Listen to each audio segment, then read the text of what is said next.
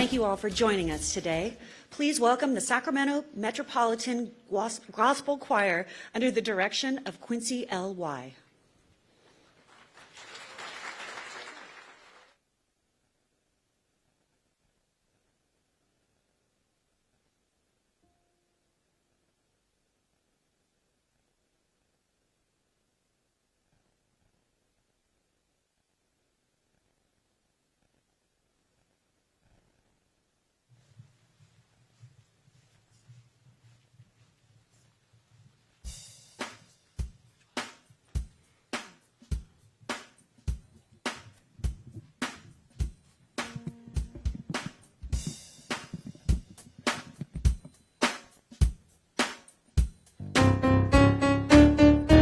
Oh, happy day. Oh, happy day. When Jesus washed. Oh, when he washed. When Jesus washed. He washed my sins away. Oh, it's a happy day. Oh, happy day. Oh, happy day. Oh, happy day. Happy day. When Jesus walked. When Jesus walked. Ooh, when Jesus walked. When Jesus walked. Oh, when he walked. When Jesus walked. He washed my sins away. Oh, happy day. It was a happy day. Oh, happy day. He taught me how. He taught me how. To walk. Fight and pray. My Lord. Good God. Oh, yeah. Fight and pray.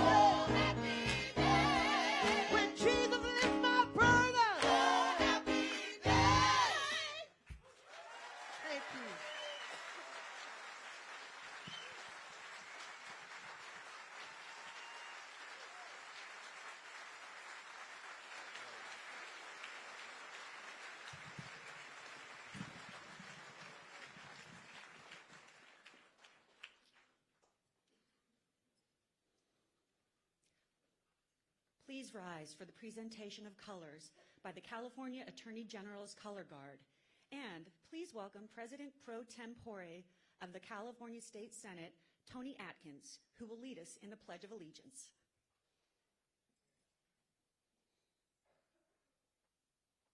Color Guard, carry color. Forward, hook.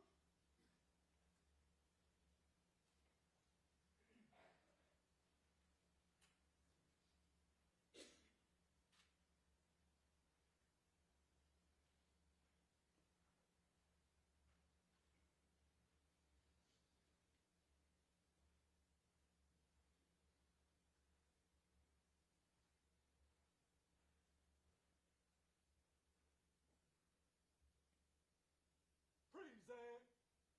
On. Please join me in our nation's pledge.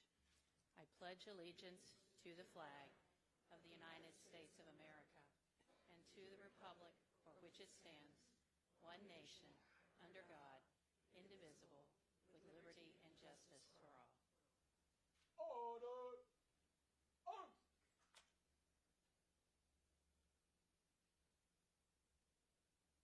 Forward. Hook.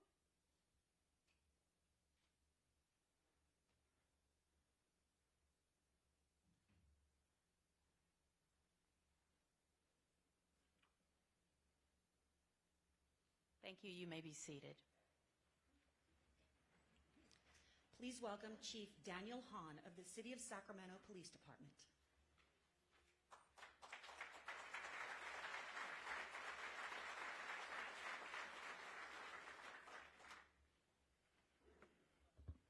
Good morning.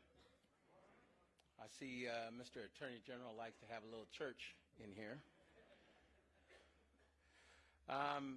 As Sacramento Police Chief, I want to welcome everyone to Sacramento, if you're not from here, and also more specifically to the California Museum, which you're sitting in today. This is the location of our Unity Center that celebrates the California's diverse people, customs, and cultures. One of the best ways to ensure this can be done is through the criminal justice system that keeps us all safe and ensures an equitable system of justice for all. All right.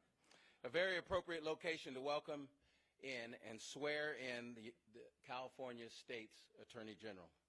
If you have not had the opportunity to tour the Unity Center, I highly recommend you come back and take a look. We are here today to celebrate and bear witness to the swearing in of California Attorney General Mr. Xavier Becerra. We are in critical time that requires tremendous leadership. Someday in the future, history will chronicle how we did on our watch, how we used our opportunities to make life better for everyone, and how we ensured all dreams were protected, and how we ensured safety for all. You can point to similar times throughout our country's history where great leadership was required to move our state and our country forward. It's no secret that we struggle in our country and state, including here in Sacramento, with differences, that certain segments of our community do not have a high level of trust with entities such as the criminal justice system or government in general, that people believe that the disparities exist in our neighborhoods and our communities. This has been a challenge in communities across our country since our inception. I, for one, believe great leadership is what is needed to permanently change the relationship, trust level, and partnerships between the criminal justice system and our communities. This requires us to be humble enough to critically look at ourselves and find potential ways to improve for everyone in our community. It requires us to be courageous enough to step into uncomfortable spaces where there will always be people who don't initially agree. It requires a commitment to stay the course, to serve all in our community when the going gets tough. I believe our California Attorney General, Mr. Becerra, possesses all these traits. I have seen our Attorney General take on issues here locally that are probably not in his personal best interest, but are in the interest of our community as a whole. Mr. Becerra's background uniquely qualifies him to take on the role of California's top law enforcement officer.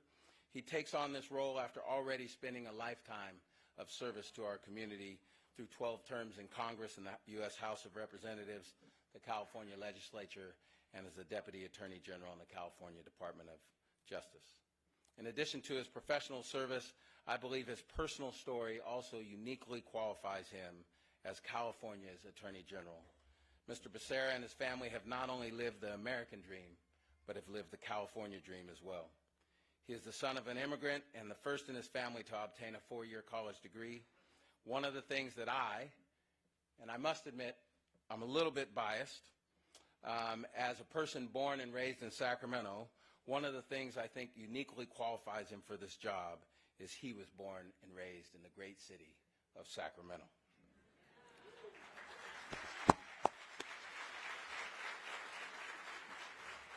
Now, I must say, I am stuck with a little something.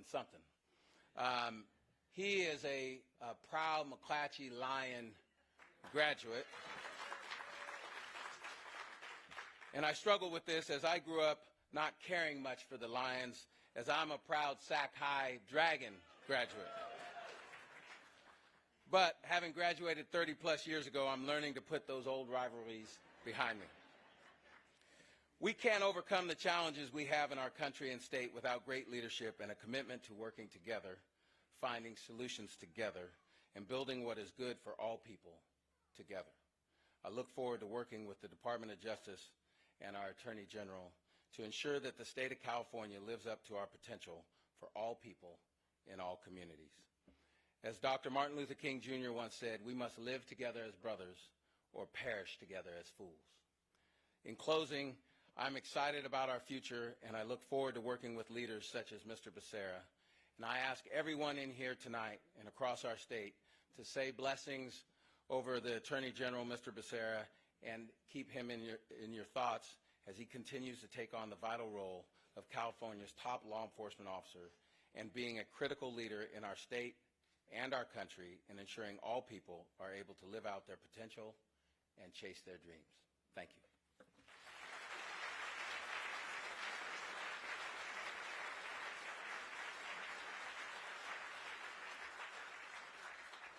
Please welcome Presiding Judge of the Sacramento Superior Court, Judge David D'Alba, who will administer the official oath of office to Attorney General Javier Becerra. Good morning. In 1987, I was a young Deputy Attorney General in the State Attorney General's office here in Sacramento. John Vandekamp was the Attorney General, and he shared the concerns that I and a few other lawyers in the office shared, and that is that there were no minority lawyers in the Department of Justice in the State Attorney General's office. Very few, if any, African-American lawyers, and hardly a Latino lawyer across the state in the Attorney General's office. John Vandekamp encouraged and supported me and others to find, identify, and recruit lawyers, minority lawyers in particular, to the State Attorney General's office. Shortly thereafter, I was introduced to a young Stanford law grad, Javier Becerra, who at the time was a legislative aide to Senator Art Torres. I had not met Javier before, and shortly after meeting him, I realized, I thought, this guy's a blue chipper. If we can't get him a job at the Attorney General's office, we can't get anybody a job. So we introduced him to the chiefs of the various divisions of the State Attorney General, the criminal, the civil, the public rights divisions, and they all wanted to hire him immediately. Javier called me shortly thereafter and said, hey, thank you. I've been made an offer and I've accepted a job at the State Attorney General's office. And I thought, wonderful. I'm going to look forward very much to being his colleague and working with him here in Sacramento for many, many years to come. Well, he says, I'll be working in the LA office. And I thought, oh, that's interesting. Having, of course, known he was a native Sacramentan, in the civil division, and I think the government section. So we stayed in touch, and in fact, he was one of those that helped us recruit people to the office. And we all know that a few years later, at the tender age of 32, he was elected to the California Assembly, the 59th District. And I thought, my goodness, I guess He didn't like being a deputy attorney general that much. And then shortly thereafter to Congress, when the Honorable Ed Roybal retired and left his seat vacant. And we all know, of course, that Javier served 12 consecutive terms in the United States House of Representatives.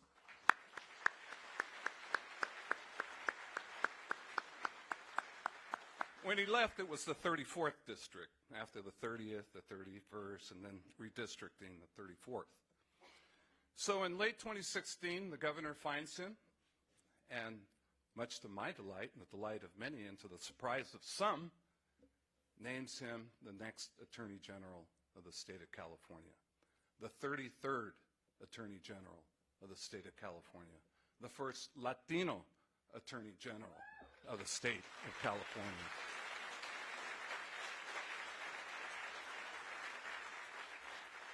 And I can only imagine how proud his parents are and his family are, like mine, folks that came from Mexico, who raised a family here, who saw their son gain a college education, become a lawyer, and now the Attorney General of the most powerful and largest state in the Union. The Constitution of the state of California identifies the Attorney General as the chief law enforcement officer. He has at his disposal in his department over 4,500 employees. I know when I left 17 years ago, there were 1,000 lawyers. I suspect it's more like 1,200 lawyers throughout the state, in San Diego, Los Angeles, Fresno, San Francisco, Oakland, and here in Sacramento. It's the largest public law firm west of the Mississippi. Police officers, investigators, special agents, narcotics officers, and a whole cadre of individuals and professionals who collect criminal justice data, analyze it, and disseminate it so that all law enforcement in the state of California enjoys and is supported by the good Department of the Division of Law Enforcement, where Chief Gardner, who presides, is here. So as the 33rd Attorney General of the state of California, Javier Becerra joins a pantheon of famous Californians who in their political lives have served as Attorney General to our great state. Of course, our immediate past governor, Jerry Brown, Senator Kamala Harris, the Attorney General that I was fortunate to work for, Bill Lockyer, Dan Lundgren, John Van de Kamp, George Deukmejian. Jerry Brown's father, Pat Brown, was the Attorney General of the state of California. Stanley Mosk, and the great Chief Justice of the United States, Earl Warren. Javier Becerra's name is now added to that distinguished list.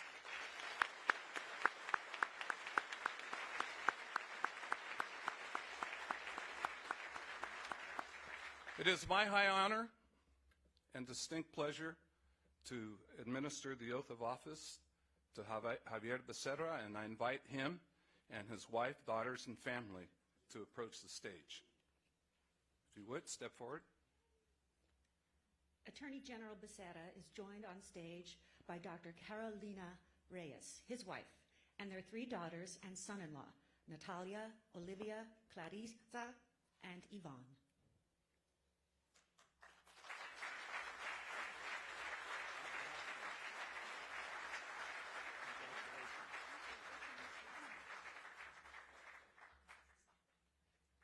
Mr. Attorney General,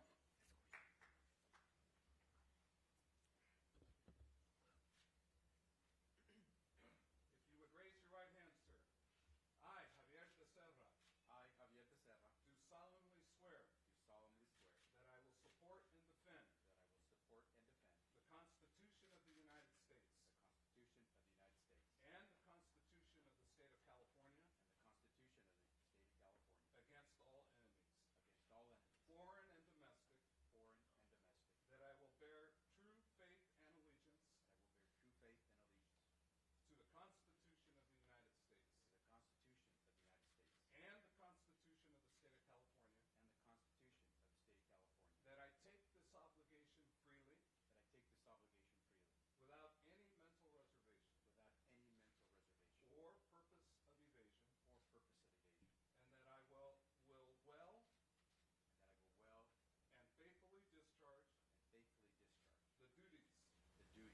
upon which I am about to enter. Congratulations.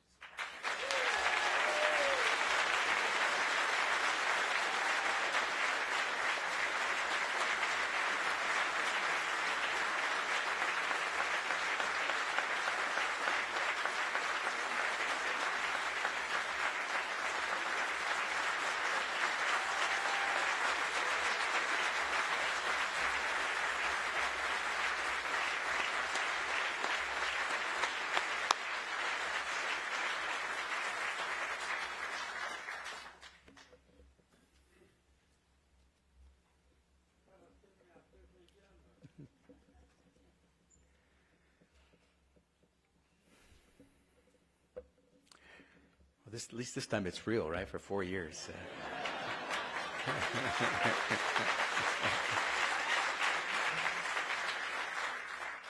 I want to begin by thanking a buddy, but someone who happens to also be the presiding judge of the Sacramento County Superior Court, Judge David De Alba, for being a phenomenal role model, but being a darn good judge, and taking the time to swear a friend, an admirer, and someone who always believed that with someone like Dave on your side, you could get a long ways along. And so to Judge De Alba, thank you. I know you probably have to go open up your courtroom, so I appreciate your being here. Thank you for doing me the honor of swearing me in. Thank you very much.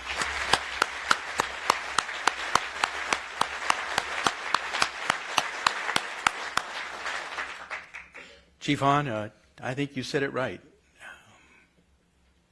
As public servants, we need to engage and earn the trust of the people we serve. And we have to do our work with determination. But at the end of the day, we have to perform.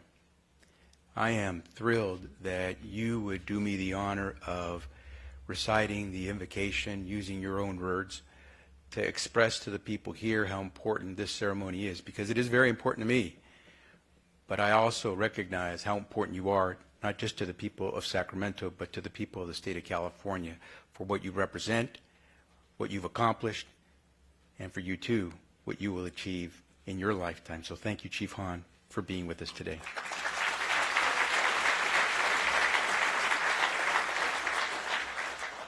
To Senate President Pro Tem Tony Atkins, what can I say other than that we are blessed in this state to have leaders of this caliber, people who not only have the interest of our state in mind, but who have demonstrated this capacity to just get things done. And that's exactly what we need right now, because we have to continue to be that beacon that demonstrates to the rest of the country that there's some place in America that can get things done. And so I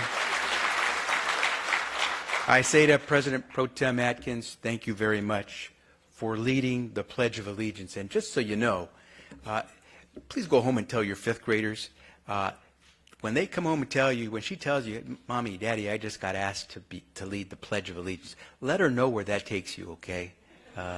It is good to know you can be Senate Pro Tem after reciting the Pledge of Allegiance. So thank you to Senate Pro Tem Atkins. I want to also thank the California Museum, our very own color guard that has performed admirably on so many occasions that we are so proud of at the Department of Justice, and certainly to the Sacramento Metropolitan Gospel Choir for starting us off.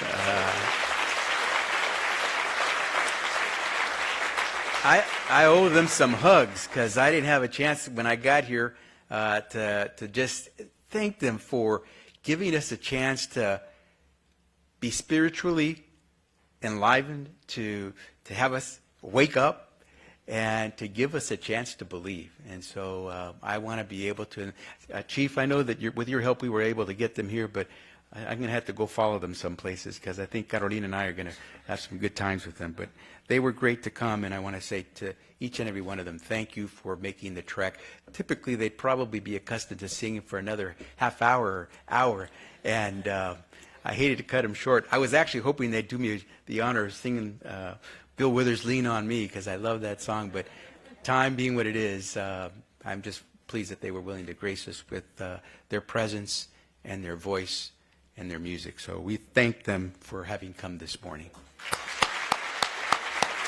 It is a happy day. Oh, happy day.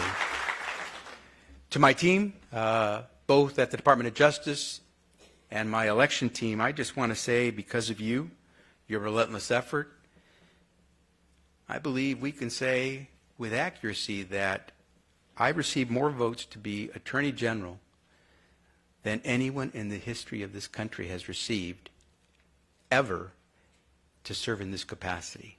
And so thank you very much.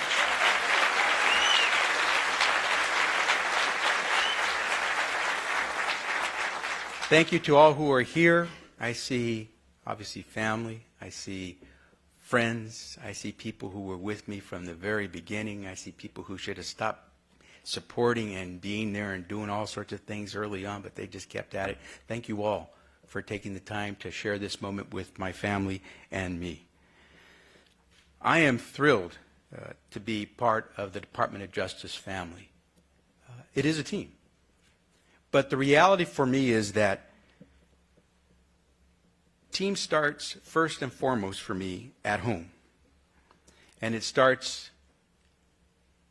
in its very essence, first and foremost, with Carolina, my wife.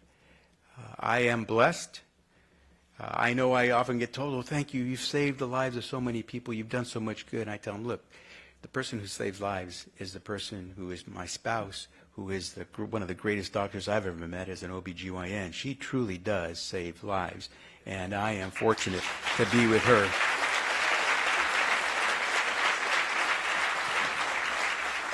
She is my North Star. She is my tierra firme. And a long time ago, we made a commitment. Grow old with me, the best is yet to be. Each and every day, it is a good day, and we are growing old and happy together. Yeah, we discount the first part of that a little bit.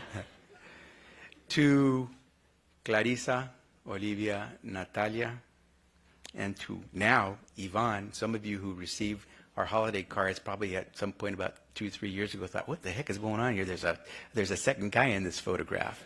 I've always been surrounded by 4 women, and that's pretty nice. But now I finally have an anchor, so Yvonne and I get to sort of make sure that there's a couple of folks who represent the male side of things a little bit. And I want to just say to them, and this is something that's more personal, but I think you'll understand this when I say this. When I grow up, I want to be just like you. To my parents, Manuel and Maria Teresa Becerra, who are here today, and I am thrilled that they are still here.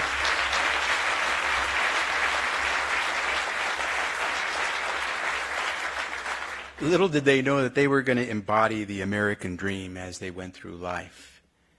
And little did they know that every time I'm asked one of those why and how questions, they're the answer to them, always. I am very fortunate.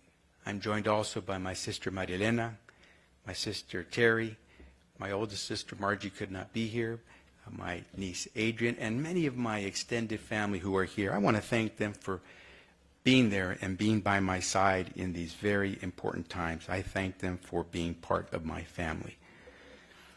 And I want to say to my official family, the Department of Justice, when you can leave home with the bounce in your step, all you need at work is a team that is dedicated, that's top-flight professionals who believe in their mission. And our mission is justice, enforcing the law, protecting you, our values, and our resources. Well, if you can have that, then you can fly. At the California Department of Justice, I am surrounded by pilots. Your California Department of Justice is, bar none, the finest Department of Justice in the land. You want proof? Shortly after becoming AG in 2017, we took Valero, one of the largest oil companies in America, to court to stop it from gobbling up the last remaining independent distributor of petroleum in Northern California. When producers can control the price of gasoline, guess what happens? Prices go up.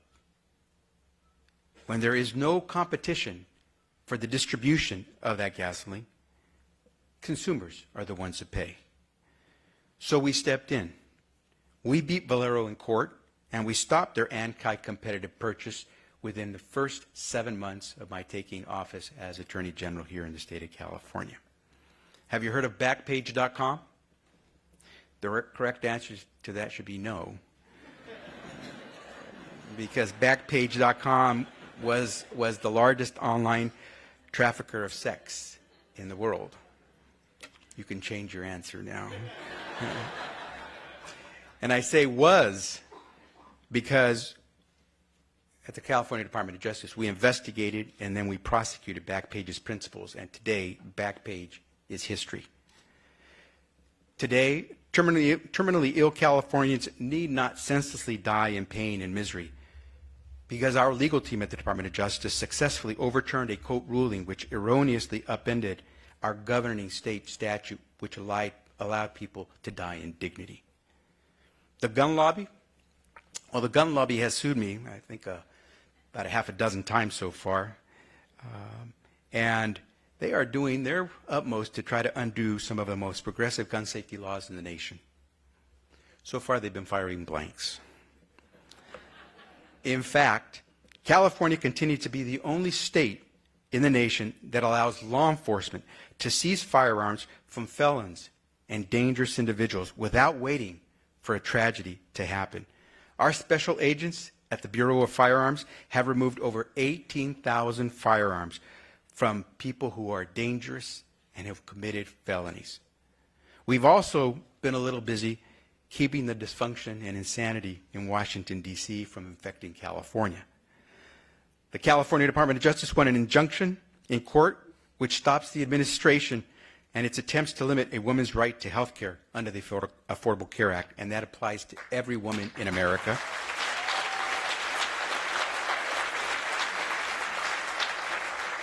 We stopped this administration from discriminating against transgender Americans who wish to patriotically serve in our military. The California Department of Justice won the injunction that saved the DACA program for our dreamers from termination. Nearly 800,000 dreamers, 1 in every 4 living in the state of California, depends on DACA. We've beaten the EPA, the Department of Interior, and the Department of Energy countless times for failing to do their job in protecting the environment. These are but a few of the 45 actions we have taken in 2 years to defend California from the overreach of the federal government to protect our values, our resources, and the 40 million people of our great state. So what's left? Well, today, our legal team begins our federal trial fighting to protect the rights of 40 million Californians and our tax dollars against manipulation of the 2020 U.S. Census. Tomorrow, we open our doors for statewide input as we prepare first-in-the-nation rules to protect your privacy over the Internet. Later this week, we will announce multi-million-dollar settlements against well-known corporations for actions we allege defrauded California consumers. Don't forget, the California Department of Justice is leading a coalition of 17 states in the fight to protect the Affordable Care Act. Now we are in the appellate court. We are leading the legal fight to protect our nation's clean car standards from federal dismantling. And we are in court against the Federal Department of Education and predatory for-profit colleges and loan servicing companies. We're fighting to secure the debt relief that college students across California and the U.S. should have received to undo the fraudulent practices that led to thousands of students borrowing or paying too much in college loans. Then there's our partnership with the district attorneys, our local and federal law enforcement partners. It continues as our agents in our Special Operations Unit and in our Investigations Bureau gather evidence to execute criminal gang takedowns, to bust illegal marijuana cultivation, and to prosecute illegal underground economy business. And then last year, I established our Healthcare Strike Force and our Environmental Justice Bureau to expand the Department of Justice's reach in these critical areas. Today, the Strike Force is leading the way in our lawsuit against the largest healthcare system in Northern California for illegally driving up prices that patients must pay for their care. The Environmental Justice Bureau has successfully stepped in to support several low-income communities fighting to protect their families from land use and zoning activities that threaten their health and safety. My friends, the California Department of Justice will not accept opioids sold to our kids or our kids sold to adults as the new normal. We're proving in Stockton and Marin that we will take on the school-to-prison pipeline. If you claim to be a nonprofit helping our veterans, beware. We're watching and we're prosecuting. Your team at the California Department of Justice is fighting, but more importantly, we're winning for you. Whether it's the criminals on our streets or the con man in the boardrooms or highest office of the land, the California Department of Justice, well, we've got your back. We all know we pay a premium to live, work, and succeed in California. And we all know we have to work a little harder to give all Californians that same chance to succeed. But if you ask this son of immigrants, raised in a union home by a construction worker and a clerical worker, optimism and hard work run in California's DNA. Californians don't spectate, we lean forward. We don't dodge responsibility, we deliver results. Rather than pollute, we choose to innovate. Our state builds dreams, not walls. We break barriers.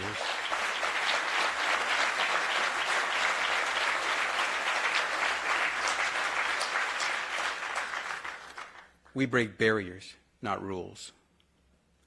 Even when we fall forward. Our little old state of California, now has overtaken the mighty Great Britain to become the 5th largest economy in the world.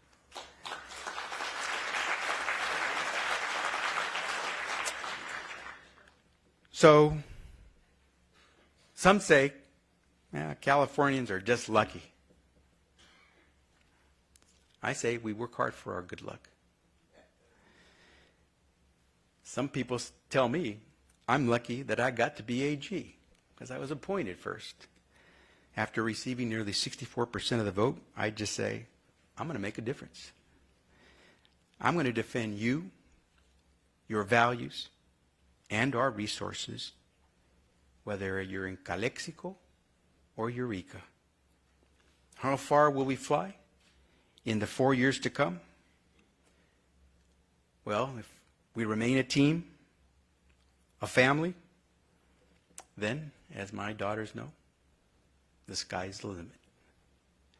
I want to say to each and every one of you who believe that the sky should be the limit, whether you're the first to go to college, whether you were not born in this country, whether you couldn't drink from a drinking fountain the way another little girl or boy could when you were first raised, or whether you happen to believe that this is still the place where dreams come true, I want you to know that the California Department of Justice, our team, our family, is ready to be there when you need them. 4 years, a lot to do. Come join us. Be part of our family. Thank you very much for being here this morning. Thank you.